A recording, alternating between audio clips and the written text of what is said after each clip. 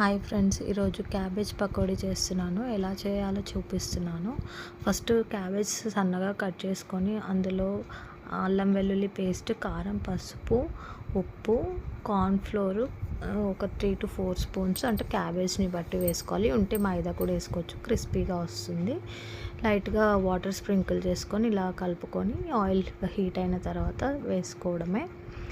ఇంకా ఇప్పుడు మా ప్లానింగ్ అయితే డీమార్ట్కి వెళ్దాం అనుకుంటున్నాము. డీమార్ట్కి వెళ్ళాక అక్కడ ఆఫర్స్ ఏమున్నాయో వీడియోస్ తీసి నేను మీకు పోస్ట్ చేస్తాను. ఇంట్రెస్టెడ్ ఉన్న వాళ్ళు చూడండి. అందులో మీకు ఏదైనా ఐటెం కావాలి అనుకుంటే వెంటనే వెళ్ళి గ్రాబ్ చేసుకోండి ఆఫర్స్ని.